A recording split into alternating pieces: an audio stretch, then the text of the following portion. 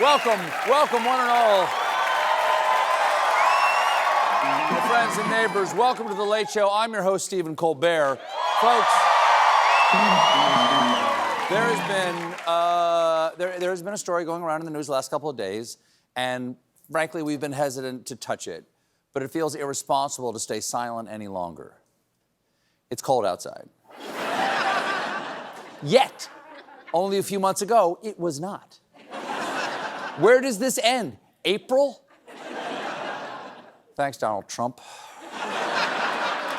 Yeah. Right now, an Arctic blast is sweeping down the country, especially in the Midwest. In Chicago today, wind chills were expected to reach as low as 20 degrees below zero. And if it's, listen, I lived in Chicago. Please, everybody in Chicagoland, if it's that cold, please remember to layer.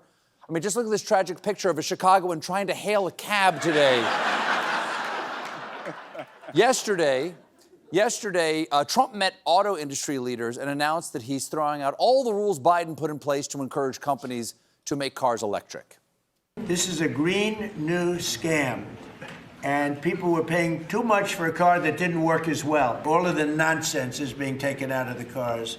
All you need in a car is the basics, folks. You need a gas pedal, you need the steering wheel, and a little hula lady on the dashboard. There you go. Brrr. Dance for me, tiny ukulele bride. Look, don't go trying to peek underneath her skirt. I checked. It's all spring.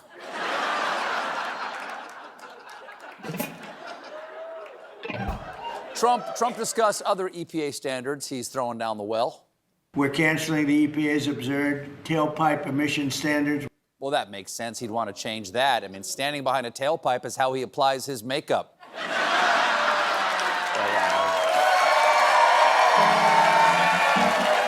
Rev it up! It's not clear how getting rid of these standards is going to lower car costs or really help anyone. So this morning, Transportation Secretary Sean Duffy went on the TV to defend it. I want the market to decide what kind of EV I should offer. What kind of vehicles do the American consumers want to buy? This rule will actually allow you to bring back the 1970s station wagon. That's right, we're going back to the 70s, everybody. Come on, kids, hop in the station wagon. No seatbelt, so hold on tight to your beers. Now,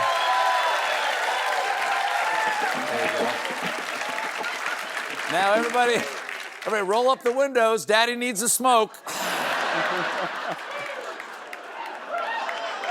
Don't want you kids missing any of the flavor.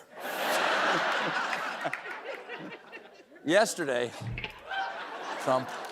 Trump slapped his name on another building in D.C. because the State Department announced the newly renamed Donald J. Trump Institute of Peace. Now, he's certainly a piece of something. Now, the State Department...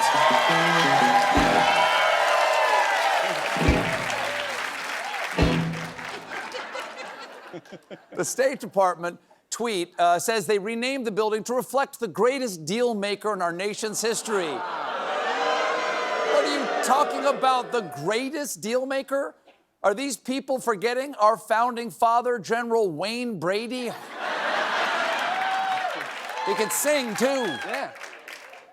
Critics were surprised because previously the administration had called the Institute of Peace bloated and useless. So Donald Trump, this afternoon, I got there first? Did I get there first?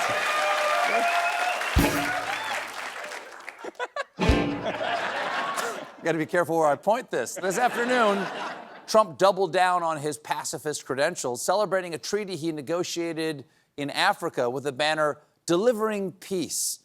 But he had an unusual choice of pre-show music.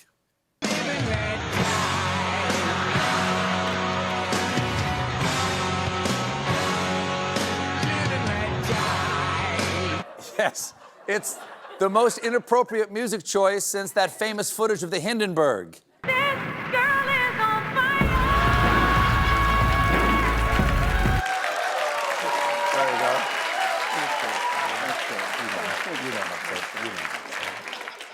Speaking of peace, war. You'll recall that Trump and his Secretary of Defense, Pete Hegseth, are in a bit of hot water because the United States military has been bombing what they say are Venezuelan drug smuggling boats without presenting any evidence, as you do.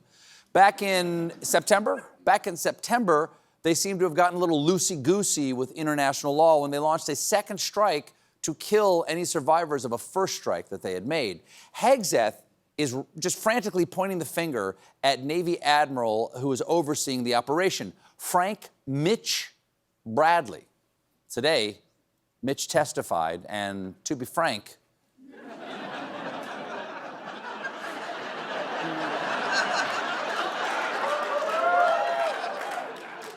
things went Bradley.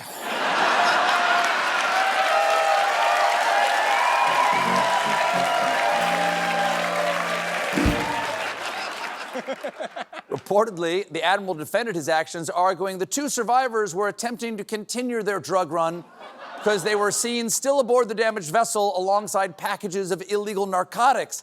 Yeah, but the boat was blown to bits. How are they going to continue their drug run? Ride to Miami on the back of dolphin drug mules? Wait, what's that, Flipper? Wait, you want to start a band? Flipper, are you high? I knew it. I knew it. That's why they call it a blowhole. But wait, there's dumber.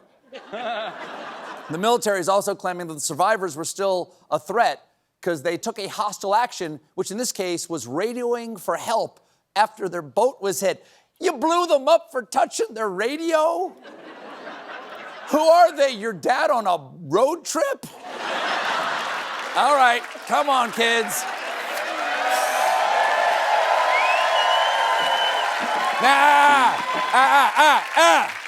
Hands off. It's the Bruce Springsteen Sirius channel until we hit international waters. Then it's all Steely Dan.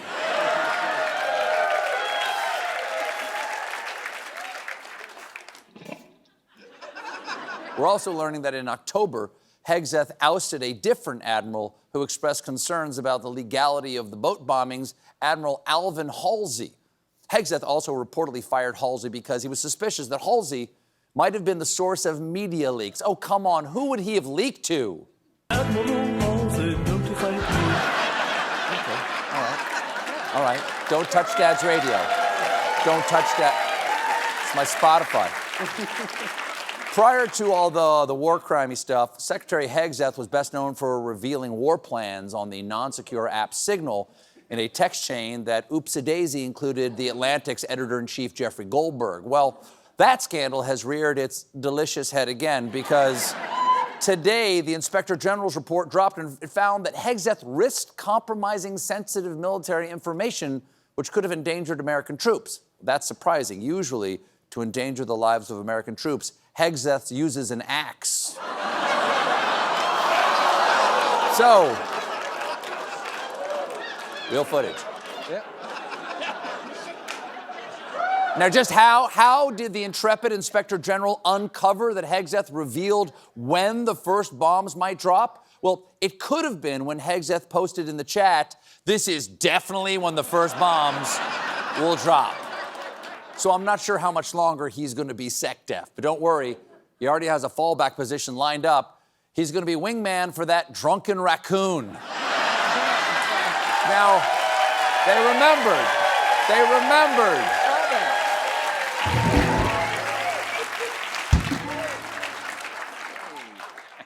We're getting close to the last days of 2025, which means Spotify is doing their year-end lists. Turns out Bad Bunny is their most streamed global artist of the year.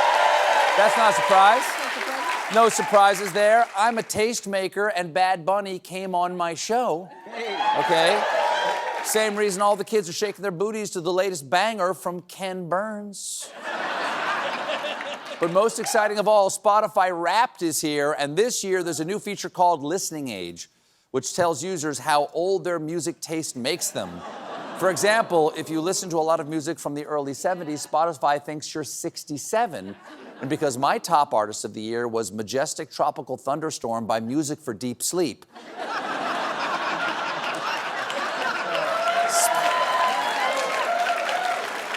Spotify accurately predicted my age as 4 billion years old.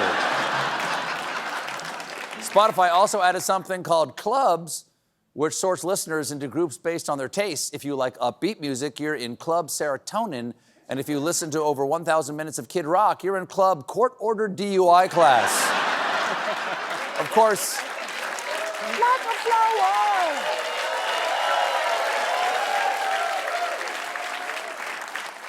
Of course, folks are already looking ahead to next year because today Pantone revealed its 2026 color of the year. Ooh, what is it? Is it a zesty yellow, a creamy blue, a sultry green with a checkered past and a secret family 2 towns over? Prepare your eyeballs, everybody, because here it is, white. Really? You know you've given up when someone asks, what's your favorite color? And your answer is pizza napkin. Now, technically, folks, Pantone says the color is Cloud Dancer. No, Cloud Dancer is the name of a toy unicorn or what your aunt insists you call her after she went to Burning Man. We got a great show for you tonight. My guests are Jen Psaki and Weird Al Yankovic. But when we come back, meanwhile, join us, won't you?